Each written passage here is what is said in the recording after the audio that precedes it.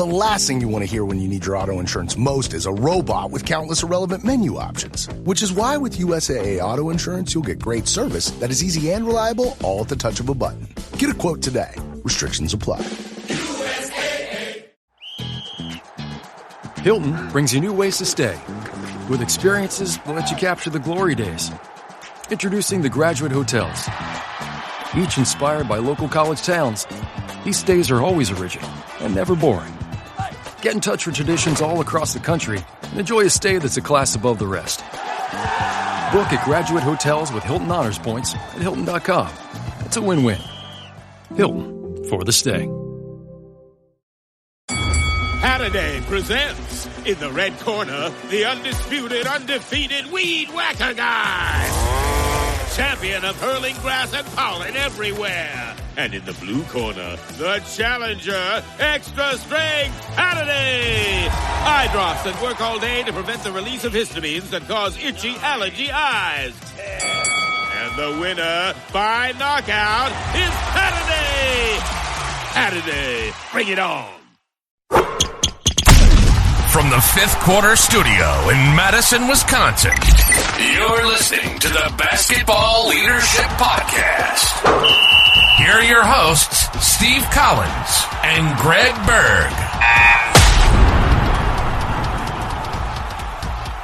Hey, Coach. Welcome to the Basketball Leadership Podcast. I'm so excited you decided to join. Before we jump in, real quick, go over and check out Coach Berg's website, gberg.gumroad.com. It is awesome. You will not be disappointed. It's a little bit of everything. There's free resources over there with a preseason checklist, the offseason playbook, all sorts of great things. Go over and check it out. All half of it's free. I should yell at him for all the free stuff he's giving away, but it's great. His team leader OS is awesome. So go over and check that out. Also, when you're there and you're thinking about it, go over and check out teachhoops.com for coaches who want to get better. You take that leadership, you take all the stuff that I have built over the last 30 years to build a nationally ranked team, to be nationally ranked, to win 3 state championships. Everything I have learned over the last 30 years is in teachhoops.com. Go over and check it out. I don't think you'll be disappointed. 14-day free trial. And let's head off to the podcast. Bye. All right. Welcome to the Basketball Leadership Podcast. You can see my voice is dying. So, Coach, what's today's topic? This topic, I want to make sure I leave us enough time for this topic. I'm pretty excited about this topic. Yeah, I think, we're nearing a lot of places around the country are starting to get close to tournament time. How do you prepare as a coach? I think that's a great question. We've been at this a long time. What are things that we do? How do you get your team ready? What is the role of leadership?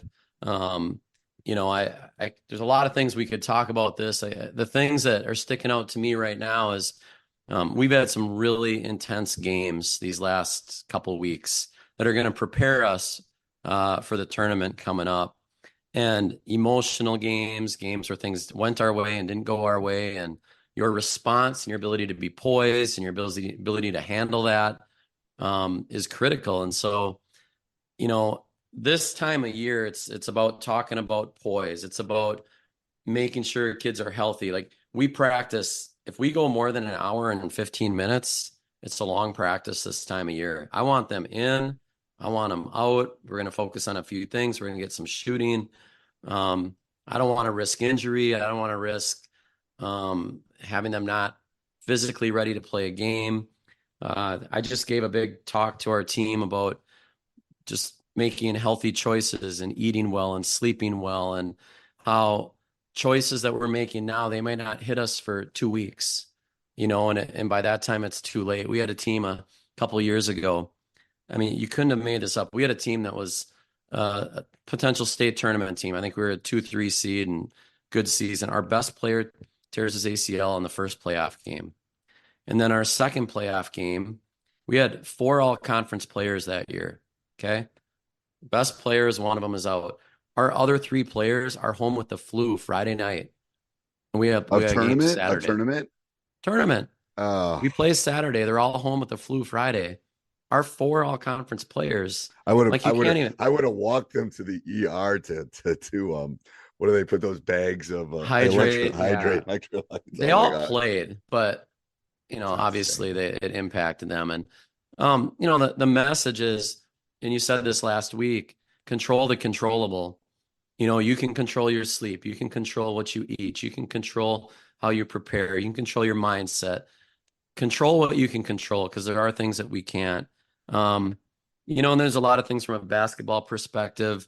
We had a game and we've got those sets that we've been practicing all year.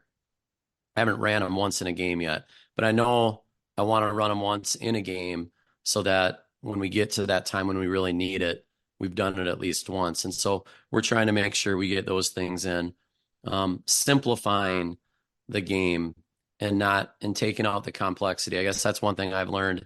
You get to tournament time, a lot of the sets and actions that you maybe have been running throughout the season don't work. You don't get them in the tournament. You just don't. But going to the other thing you said, I always think you should have a couple things that no one's seen. Yep. Like that only you've run in practice. Like yep. I call them that. I call them like the ace in the hole, or they're in my back pockets that we've practiced. Like we're a month out. We'll start practicing some of those. We'll try to get some in like you, but we'll keep. I have some plays that no one's seeing until we run it. Like, yep. Because especially with huddle and scouting now, it's like I almost got to keep these things right back here. They in my back pocket just in case. I know we had one that we ran. We've been practicing it. We've had this group for quite a while. We've been practicing it for 3 years. Ran it once in a holiday tournament with an obscure team that no one will probably ever see. We had to pull it out the other day. It got us 2 free throws. But yeah, you have to have those in your back pocket, and you got to have them ready to go, because we had it last year in our state, or as our section championship game to go to state. We ran a sideline play that we hadn't ran all year, and it got us 2 points to tie the game late. It will work. It will work. So I'll tell you a couple of things for tournament for me. First of all, yeah. we just our first round of tournament is Friday, Saturday. So I have scheduled 2 of those this season. We just won both of them. I want them to experience what it's like to play back to back, 72 minutes. We did it over Christmas. We did it at the end of January, early February, just so I want, and literally that's all I talk about is I said, this is what it feels like. It's emotional. Like it just, we're scheduling, we're doing this at the end of early February. When this goes out, it's going to go out a little later, but I told the guys yesterday, I said, it feels exactly like a Saturday tournament game. It's 45 degrees out. The sun's out. Yeah. It's, it's a set. It's just, I told him, I said, I've coached in every game in the state, and this is what it feels like. You're tired, blah, blah, blah. Yeah. So we do that. So I think that's very important from a memory, muscle, whatever it is. Because you're tired, because literally the second half of the second game and a second night to go on to the Sweet 16, I told him, I said, it's all grit. And yesterday we were down 12 with 8 minutes to go. And I said, this is it. This is what it feels like. And the team that's gritty the last 9 minutes wins. It's like that's, we play 18-minute halves, and we ended up winning by like 3 or something. So that's the first thing. Second thing is, and I don't know if coaches think about this. Again, we're in the Midwest, but here's something that I've noticed over time. In March or late February, gyms get very, very, very hot. And here's the reason. They haven't turned the heat off, and it's getting warmer outside. I love balloons.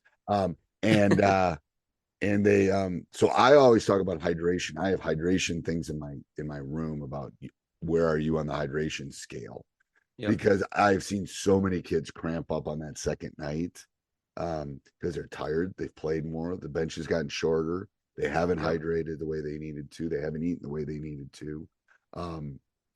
So it's some of those micro, not macro, micro things that really matter for his tournament. So Coach and I have done a really long time. I have a notebook of things that I've learned over the 35 years, but I think you have to, especially if you're a young coach, start thinking micro. It matters.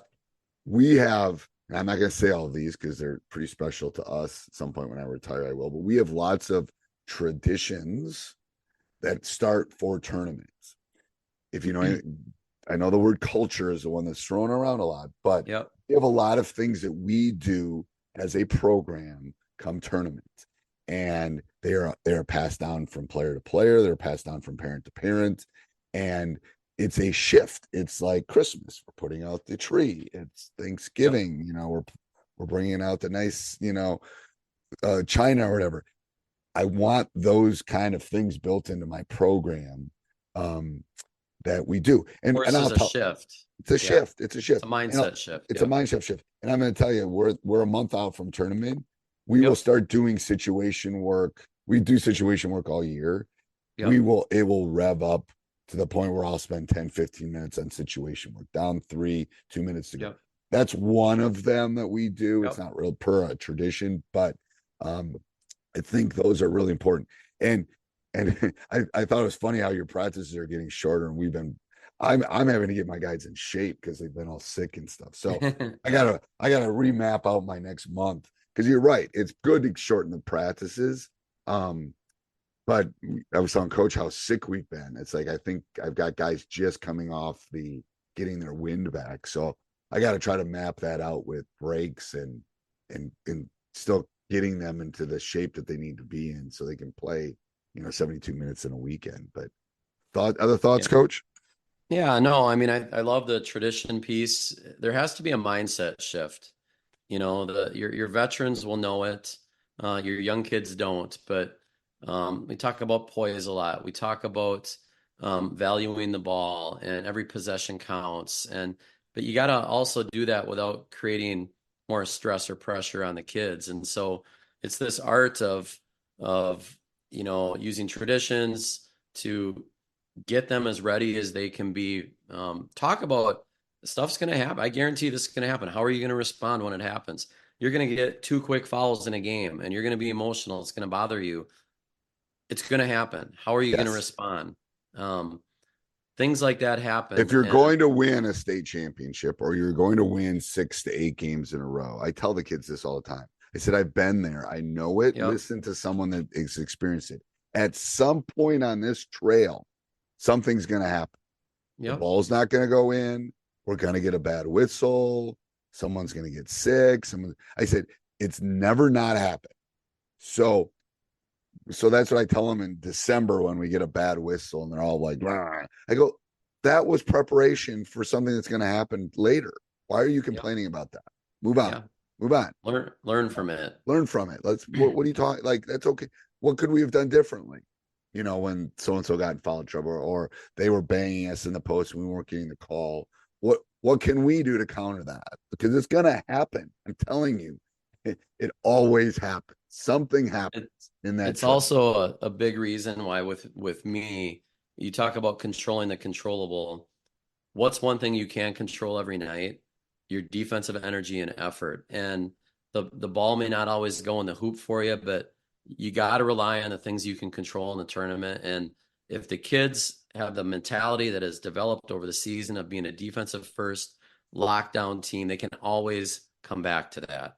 And I just think, the best defensive teams typically are the ones that make it the furthest. Yep. I know. I 100% agree. All right. Until next week, Coach. See you, Coach.